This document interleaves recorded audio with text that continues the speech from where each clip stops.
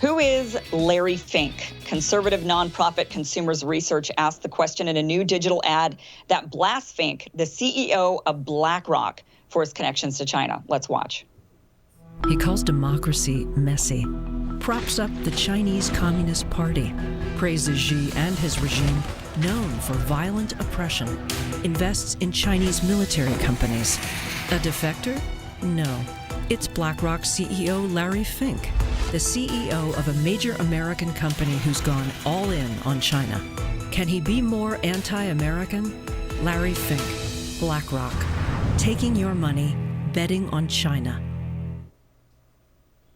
Executive Director of Consumers Research, Hild, joins us to further discuss the implications BlackRock is having on the U.S. economy. Welcome, Will.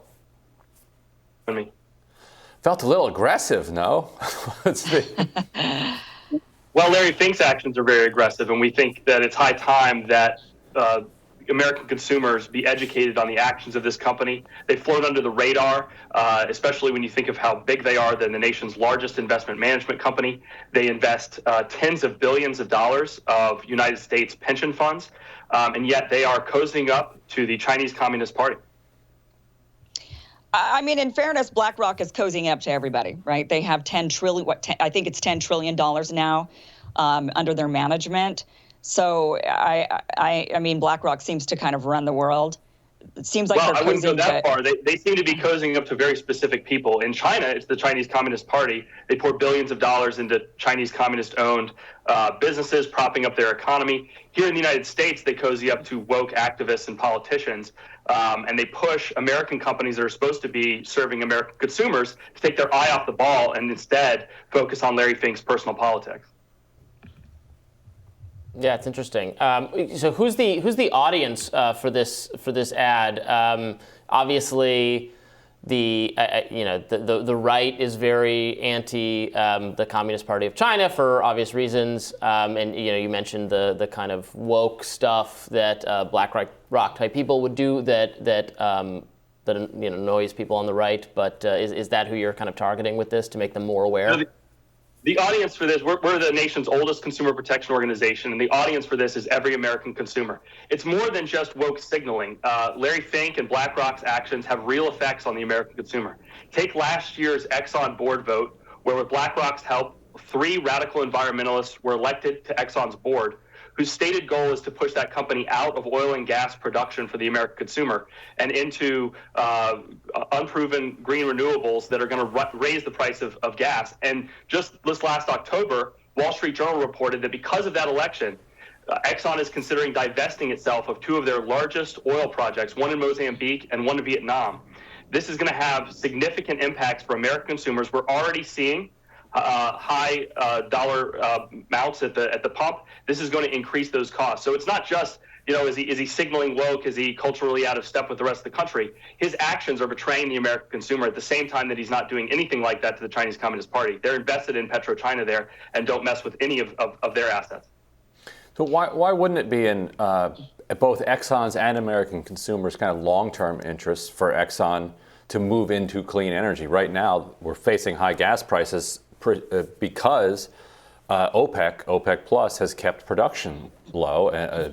President Biden has pushed Saudi Arabia as much as he can to increase output. They're refusing to do it.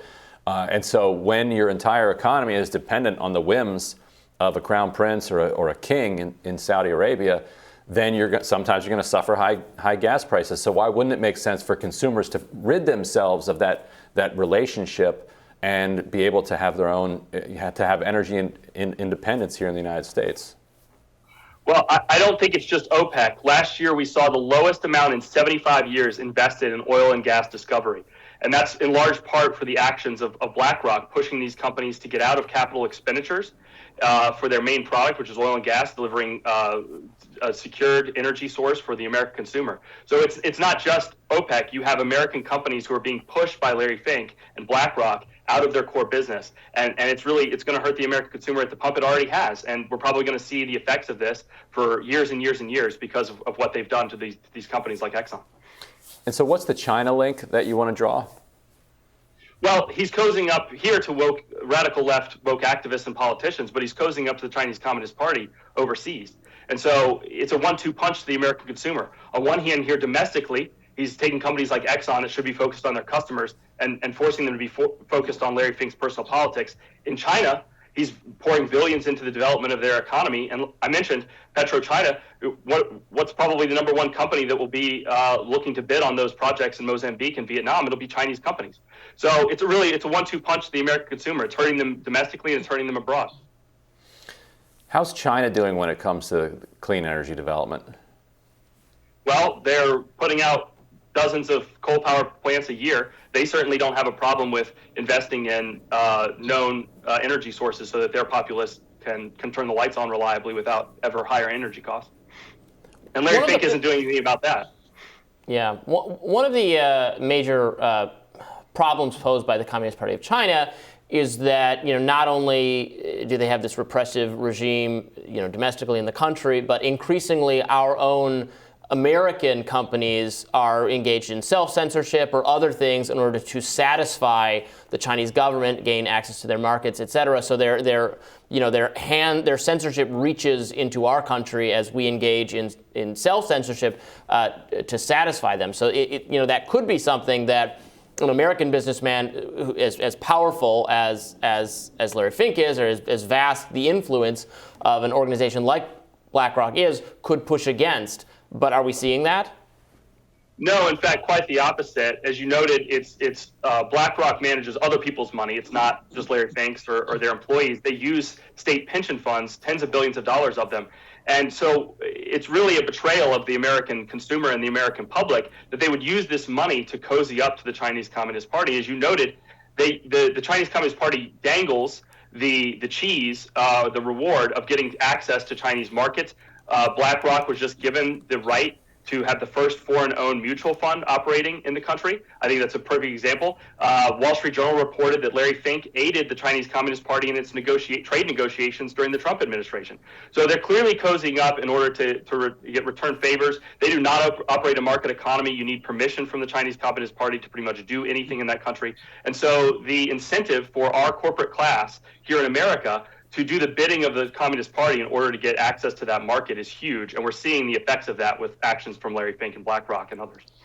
So coming from the conservative side of the aisle, would you support then some sort of bill? I know that there have been bills that have been proposed by, I think, Katie Porter, even to try to rein in on this shadow banking that is going on. What's interesting about BlackRock in particular is that this seems actually quite bipartisan. I think George Soros actually came out against BlackRock's investments in China. So, I mean, would you support then some sort of regulation on BlackRock? Well, I certainly couldn't speak to any specific. I wouldn't talk in hypotheticals about any specific legislation, but absolutely, I think that the nation's elected officials at both the state and the federal level, because remember, a lot of this is state pension money that's being used. They really need to look at this and do their due diligence and understand what's going on with BlackRock. BlackRock also has some incredibly unique contracts with the Federal Reserve. They buy corporate bonds, corporate debt on behalf of the Federal Reserve. It gives them an immense amount of power as to what companies are rewarded and punished in the market.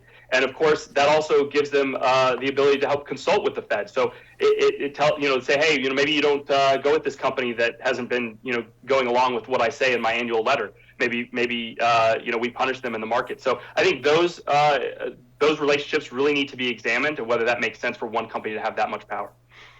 Oh yeah, they have an utterly insane amount of power. No doubt about that. It's wild.